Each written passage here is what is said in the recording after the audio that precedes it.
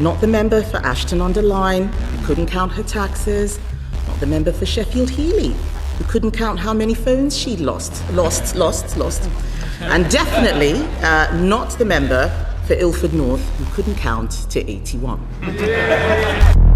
Keir Starmer's final Prime Minister's questions before leaving office delivered an unusual mix of sharp political exchanges, heartfelt tributes, and emotional reflections. Kemi Badenoch challenged the Prime Minister on policy, leadership, and his successor, while Starmer looked back on his time in office and the people who shaped it. Before we begin, take a second to like this video and subscribe to Britain Talks Daily now. Let's get into today's debate.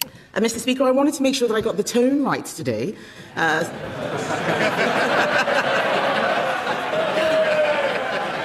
So I looked back at his final questions to Boris Johnson, and luckily for him, I plan to be much gentler than he was that day. Week after week, the Prime Minister and I have clashed at this dispatch box and rarely agreed on anything. But there is one thing I did admire. When President Zelensky was attacked in the White House, the Prime Minister showed leadership and invited him to Downing Street. That was the right thing to do. Ukraine is on the front line in the battle for freedom. So does the Prime Minister agree that cross-party support for their cause must endure? Prime Minister. Can I start by joining her in a tribute to Anne Widdecombe? I know that the hurt is keenly felt across all her friends and family, but it's particularly keenly felt by political colleagues in the Conservative Party for many years and in Reform as well. And that's why one of the first things I did on Friday was to phone the Leader of the Opposition and the Leader and Deputy Leader of Reform to express my condolences and to try to act in a cross-party manner, because I knew how much this would hurt them and their parties and many people in their party. And I thank them for taking that call in the spirit that they did last Friday. I thank her for her comments about Ukraine. We have stood united on Ukraine in this House. We supported the last government in the approach that they took, and we've taken that approach on. That meeting with President Zelensky, the day after he was evicted from the Oval Office, he left alone. He got a plane. We got him to come to London, and I asked him to come to Downing Street straight away. And I walked out to meet him.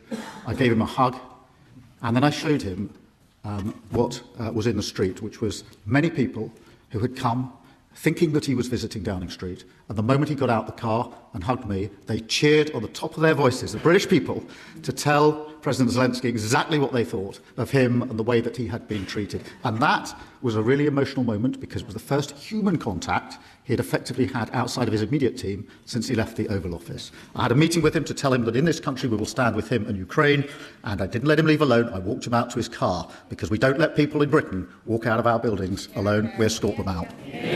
Kemi Badenoch begins, Aisha, by softening the tone, acknowledging that this is Keir Starmer's final PMQs, while reminding the House of their previous confrontations. She then moves to one of the few issues that has consistently united both major parties: support for Ukraine. Starmer responds with a deeply personal account of welcoming President Zelensky to Downing Street following his difficult visit to Washington, using the moment to underline Britain's cross-party commitment to Ukraine and its role on the international stage. Kemi Badenoch.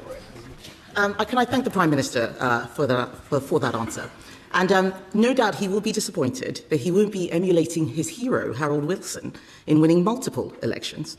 However, we all hope that he may be about to emulate him in another way, by being the Prime Minister when England win the World Cup. That is something that every single one of us in this House should get behind, especially the SNP.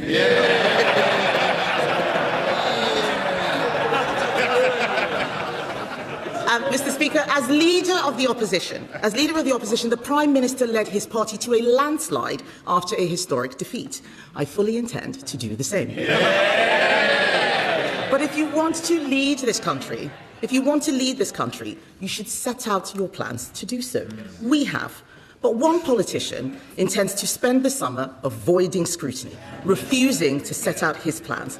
So does he not agree that what the country deserves is a televised debate between Nigel Farage and Count Binface? Prime Minister.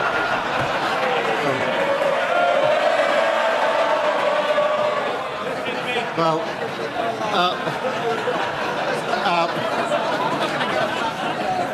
Mr. Speaker, they intend to spend the summer arguing with a bin. My advice to everyone is put your vote in the bin.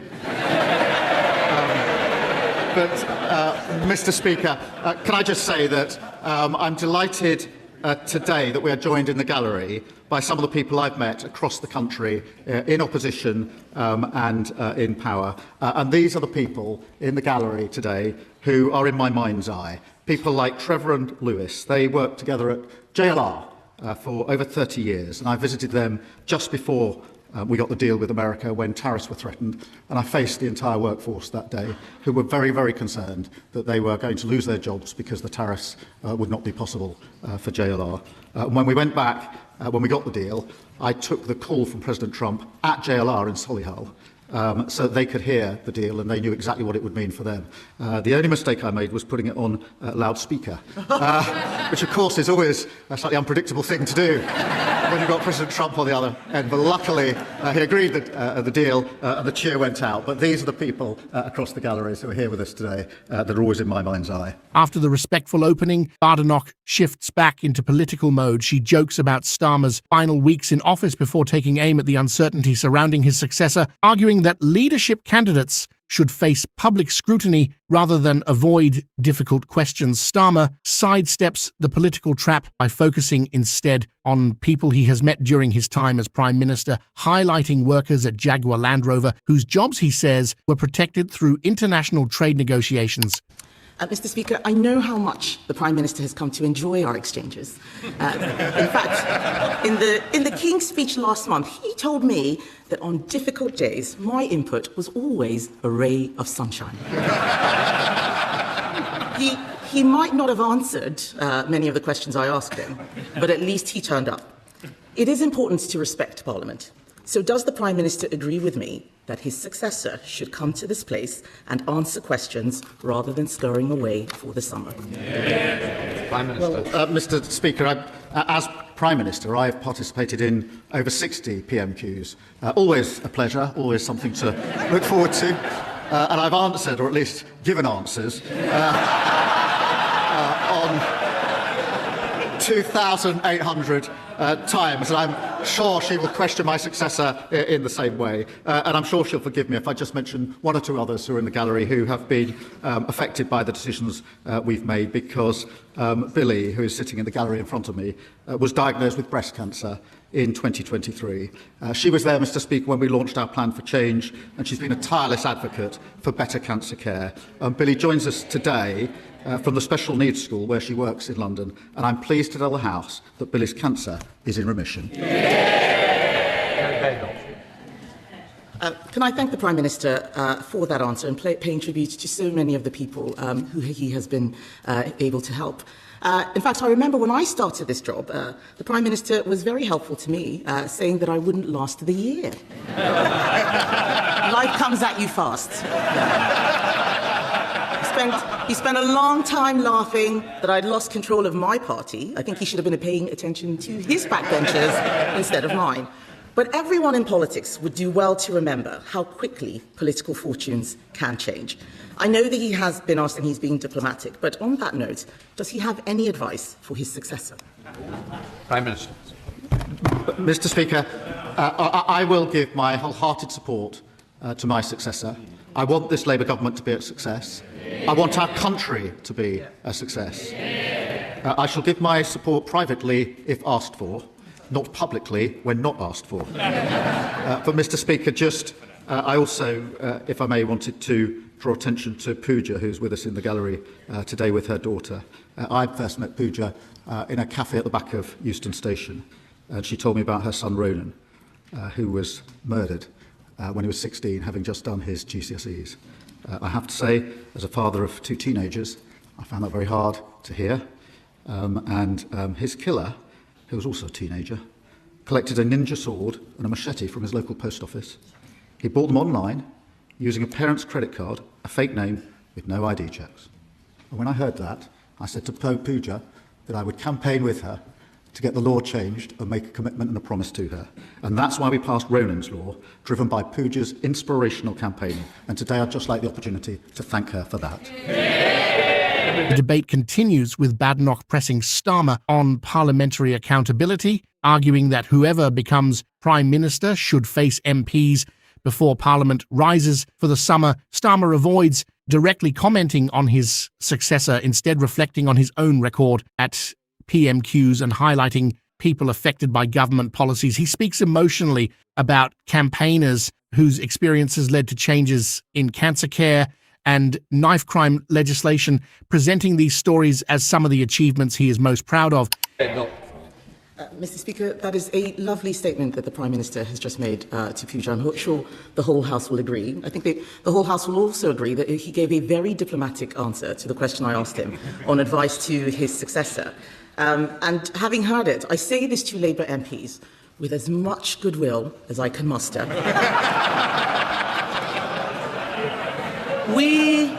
We have been where you are. Changing Prime Minister is not a silver bullet. Indeed, it may be that the Labour Party's troubles are only just beginning. Solving the fundamental problems in this country will require difficult decisions. And you also need to know how to get things done. The Prime Minister once said that when he pulled the levers, nothing happened. Why did he think that was? Minister. Well, Mr. Speaker, we did pull the levers. We pulled the levers to stabilise the economy, and we've stabilised the economy.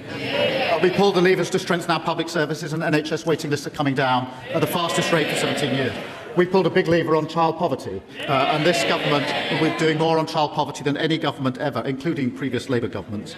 We put the biggest investment into defence and security, and our international standing has been restored. But, Mr. Speaker, we also pulled the lever on the individual cases that matter, including individuals like Carla, who's in the gallery today. She was one of the parents that came to see me about online harm and the harm it can do to our young children, and that's why we banned social media for under 16s. And Daniel, who's also here with his son, who spoke to me many times about the struggles he's had with the cost of living and the need for a safe and secure home for every family and every child to grow up in. They're the people, Mr. Speaker, that matter more to me than anything else, because it's their lives that I think about when we make decisions in this government. Badenoch returns to broader questions about governing, warning Labour MPs that replacing one Prime Minister does not automatically solve deeper political problems. She asks why Starmer once suggested that pulling the levers of government did not always produce results. In response, Starmer defends his record,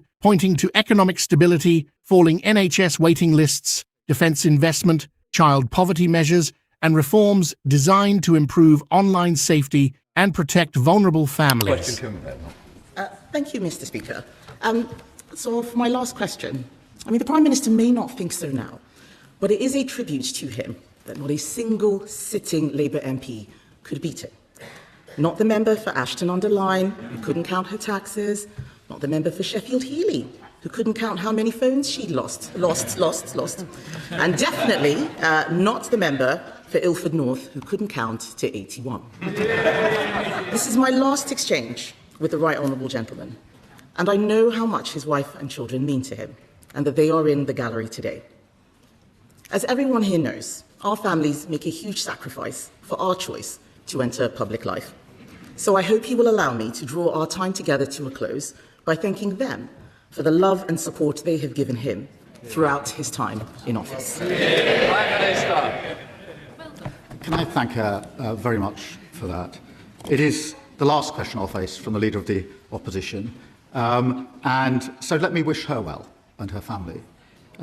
We have had robust exchanges across this dispatch box, but she has extended kindness to me privately at very difficult times, including when there was an attempt to burn down our family home, which deeply affected my family. She reached out to me. And when my brother died of cancer, she reached out to me privately, not across this dispatch box. And I thank her for that and the tribute that she's just made to my wife and children, who mean the world to me. I do thank her for that. She knows this is robust, and it has to be robust, and that's the way politics is done. But the kindnesses that sit behind it privately are often just as powerful, if not more powerful, and I thank her for that.